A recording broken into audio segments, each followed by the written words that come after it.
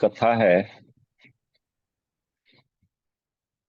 श्री धाम वृंदावन में एक संत घूमते थे। उन्हें देखकर कोई यह नहीं कहता था कि स्वामी जी आ रहे हैं, संत जी आ रहे हैं, बाबा जी आ रहे हैं। ना, कोई नहीं कहता था। सब एक ही बात कहते थे, जज साहब आ रहे हैं, जज साहब आ रहे हैं। एक महात्मा ने पूछा, इनको जज साहब क्यों बोलते हैं? तो उन संत ने बड़ी अद्भुत बात बताई कि पहले ये जज ही थे, दक्षिण भारत के किसी कस्बा नुमा छोटे शहर में। उसी शहर के पास एक छोटा सा गांव, और गांव में रहने वाला एक केवट। वह इतना सरल था, इतना सरल कि कोई भी पूछता, केवट भैया वह बात कैसी है, तो केवट कहता कि रघुनाथ जी जाने, मैं तो कुछ नहीं जानता। इतना सरल। लोगों ने उसका नाम रख दिया भोला। कोई कुछ भी पूछता, वह यही कहता, रघुनाथ जी जाने, मैं तो कुछ नहीं जानता। केवट के दो बेटे, एक बेटी। बेटी विवाह के योग्य सयानी हुई। बेटों ने कहा, पिताजी गांव के साहूकार सेठ जी से रुपया उधार ले ले, विवाह के बाद चुका देंगे, हम लोग कमाएंगे फिर चुका देंगे। भोला बोला, ठीक है। सेठ जी के पास गया और 200 रुपये उधार लिया। ब्याज की दर तय हो गई। भाइयों ने बहन का विवाह किया।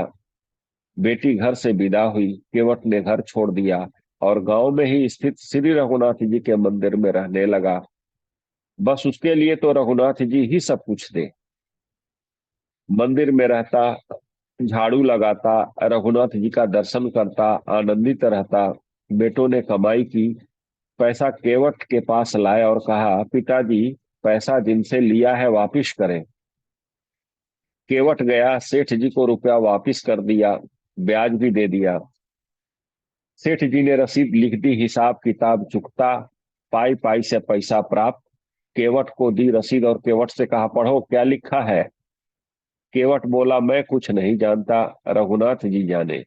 सेठ के मन में पाप आ गया। बोला, यह रसीद मुझे दे दो। रसीद लेकर केवट को पानी लाने के लिए कहा और दूसरे कागज पर ऐसे ही कुछ लिखकर उसे दे दिया। केवट उस कागज को साथ में लाया और श्री रघुनाथ जी के चरणों में रखकर फिर अपने कक्ष की अलमारी में रख दिया और प्रसन्न रहने लगा। इसी भाव में रहता। केवट ने भगवान के भरोसे सब कुछ छोड़ दिया था। इधर सेठ जी ने केवट के विरुद्ध मुकदमा कर दिया और मुकदमा इन्हीं जज साहब की अदालत में आया। तारीख पर केवल उप, तारीख पर केवट उपस्थित हुआ। जज साहब ने कहा, केवट तुमने सेठ जी से रुपया उधार लिया था? केवट ने कहा, हाँ हुजूर, लिया था। जज साहब ने कहा, दे दिया था? केवट ने कहा, हाँ हुजूर, दे दिया था। जज साहब ने कहा, कोई प्रमाण है? केवट ने कहा, यह रसीद। जज साहब ने उस रसीद को देखा, फिर केवट से कहा, इस कागज से तो यह सिद्ध नहीं होता कि तुम रुपया दे चुके हो। केवट रोने लगा, हुजूर, माई बाप, हम तो इसी को सब कुछ समझे थे। जज साहब को दया लगी। उन्होंने कहा, अच्छा रो मत। तुम यह बताओ कि तुमने जब सेठ जी को रुपया वापस किया था, तो तुम्हारे और सेठ जी के बीच में कोई था? केवट उसी सरलता और सहजता से बोला, उस समय हमारे और सेठ जी के बीच में सिवा रघुनाथ जी के कोई और नहीं था। उसने लिया रघुनाथ जी का नाम और जज साहब ने समझा, रघुनाथ जी इसके गांव में रहने वाले कोई सज्जन होंगे। जज साहब ने केवट से कहा, अच्छा अब तुम जाओ, अगली तारीख को आना। जज साहब ने अपने खर्चे से सम्मन जारी कर दिया रघुनाथ जी के नाम। अब चपरासी पूरे गांव में घूमे। मजे की बात, उस गांव में रघुनाथ जी नाम का कोई आदमी नहीं था। किसी ने कहा, रघुनाथ जी का मंदिर जरूर है। चपरासी ने कहा, वही बताओ। मंदिर पर गया, पुजारी जी बाहर बैठे थे, सीताराम सीताराम सीताराम कर रहे थे। और जो उन्हें चपरासी ने देखा, बोला, रघुनाथ जी का मंदिर यही है? पुजारी जी ने कहा, हाँ। चपरासी ने कहा, यह ले लो। पुजारी पुजारी जी ने देखा सम्मन। मन में सोचने लगे कि जब भगवान ने मंगा ही लिया है तो हम वापिस काहे को करें। हस्ताक्षर पुजारी जी ने कर दिया। चपरासी ने समझा, यही रघुनाथ जी हैं, और सम्मन को श्री रघुनाथ जी के चरणों में रखते हुए पुजारी जी ने कहा, वाह प्रभु, क्या लीला है। भक्त जो न कराए वह थोड़ा। आपके लिए मुकुट कई बार आया, पोशाक कई बार आई, हार कई बार आए, पैंजनी करतनी कई बार आई होगी, लेकिन सम्मत पहली बार आई है। पुजारी जी ने केवट से कहा, तूने रघुनाथ जी का नाम वहां क्यों लिखवा दिया? केवट बोला, रघुनाथ जी जब सब जगह रहते हैं तो वहां भी थे, झूठा काहे को लिखवाए। अब रघुनाथ जी जाने। केवट निश्चिंत रहता। अब रघुनाथ जी जाने, मंदिर में झाड़ू लगाता तो रघुनाथ जी की तरफ देखे, बर्तन मांजे तब रघुनाथ जी की तरफ देखे। जीवन ऐसा कि बस रघुनाथ जी के चरणों में। तारीख के दिन पहले पुजारी जी ने केवट से कहा, तारीख के एक दिन पहले पुजारी जी ने केवट से कहा, केवट अब तुम जाओ, ताकि अदालत में समय से पहुंच जाओ। अब रही रघुनाथ जी के मन की तो रघुनाथ जी जाने। केवट तो प्रणाम करके चला गया। दूसरे दिन सवेरे सवेरे पुजारी जी आज जल्दी जागे, स्नान किया, भगवान को स्नान कराया, नई पोशाक पहनाई, बड़ी जल्दी कुछ बनाकर भगवान को भोग लगाया। सोच रहे थे आज पहली बार भगवान को बाहर जाना है, कपड़े अच्छे होने चाहिए, खा पी कर जाएंगे तो भूखे नहीं रहेंगे। लेकिन आंखों में आंसू भर कर यही कहते, जाइएगा जरूर, केवट को आपके सिवा कोई नहीं है। आंखों में आंसू भरकर पुजारी जी प्रार्थना करते रहे। उधर केवट पहुंचा अदालत में। जज साहब ने कहा, केवट तुम्हारे गवाह कहाँ हैं? केवट बोला, हुजूर वह तो सब जगह रहते हैं, यही कहीं होंगे। बुलवाओ। जज साहब ने कहा। चपरासी को आदेश हुआ। चपरासी ने कहा, रघुनाथ हाजिर है, रघुनाथ हाजिर है, रघुनाथ हाजिर है। रघुनाथ हाजिर है ऐसे तीन नारे जो लगाए हैं तो क्या देखा? चाल लटपटी सी, एक वृद्ध की झुकी सी देह है, लड़खड़ाते हुए एक बूढ़ा आदमी लाठी टेकते हुए आ रहा है, वहीं से इशारा कर रहा है, आ रहा हूं। चाल लटपटी सी, एक वृद्ध की झुकी सी देह है, दुपट्टी फटी सी, शीश बांधे धर अधाए है, हाथ में है छड़ी, पड़ी तुलसी की ही है माल, माथे पर रोरी, चारू चंदन चढ़ाए हैं, साहब के सामने विनित चपरासी साथ, आज रघुनाथ जू गवाह बने आए हैं। केवट ने प्रणाम किया। सेठ जी चौंके, ये कौन? जज साहब ने कहा, रघुनाथ जी आपका ही नाम है? रघुनाथ जी ने कहा, जी सर। जज साहब ने कहा रघुनाथ जी से, क्या केवट ने सब रुपया सेठ जी को वापस कर दिया था? रघुनाथ जी ने कहा, हाँ। जज साहब ने कहा, क्या कोई प्रमाण है? रघुनाथ जी ने कहा, सेठ जी ने खुद ही रसीद लिख ली थी। बेईमानी आ गई मन में, दी नहीं केवट को।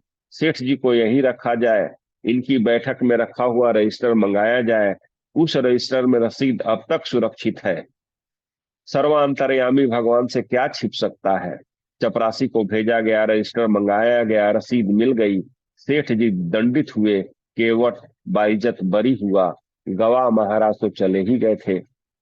अपने चेम्बर में जज साहब ने केवट को बुलाया। जज साहब से कहा, केवट एक बात पूछे? केवट ने कहा, पूछिए हुजूर। जज साहब ने कहा, यह रघुनाथ जी कहाँ रहते हैं? केवट ने कहा, हुजूर जहां हम रहते हैं। जज साहब ने कहा, तो तुम कहाँ रहते हो? केवट ने कहा, जहां रघुनाथ जी रहते हैं। जज साहब ने कहा, तुम दोनों एक ही गांव के रहने वाले हो? केवट ने कहा, हुजूर गांव नहीं, एक ही जगह के रहने वाले हैं। जज साहब ने कहा, एक ही जगह के? कौन है ये तुम्हारे गांव के? केवट ने कहा, अरे सरकार, पढ़े लिखे लोगों को समझाना बड़ा मुश्किल होता है। हुजूर ये वो है जिनका मंदिर है। जज साहब ने कहा, मंदिर के पुजारी तो लग ही नहीं रहे थे, और मंदिर इन्होंने बनवाया हो ऐसी हैसियत दिख नहीं रही थी। केवट ने कहा, हुजूर ये वो है जो मंदिर में बैठे हुए हैं, मंदिर में विराजमान है। अब जज साहब चौके। चपरासी को बुलाया। चपरासी कांप रहा था। हुजूर जिस आदमी ने हस्ताक्षर किए थे वो ये नहीं था। जब सारा रहस्य पता लग गए तो जज साहब रोने लगे। रोते रोते बंगले पर गए। लोगों ने पूछा, क्या बात है, रो क्यों रहे हो? तो जज साहब ने यही कहा, शुक सारद नारद शेष गणेश हूँ, के नहीं ध्यान में आते रहे। सुख शारद नारद शेष गणेश हूँ, के नहीं ध्यान में आते रहे, सोई आज विनीत अदालत में, केवटा के गवाह कहाते रहे। जो सुख सनकादि के ध्यान में नहीं आए वो आज केवट की गवाही देते रहे। तो किसी ने कहा, आप रोते क्यों है, खुश होना चाहिए। सुख धोखेउ दरस दिए को, सुख धोखेउ दरस दिए को भयो, दुख नाहिन जो तज जाते रहे। दुख तो आज केवल एक बात का है कि बड़ी बेअदबी हो गई। कुर्सी पे बना जज बैठा रहा, जगदीश खड़े समझाते रहे।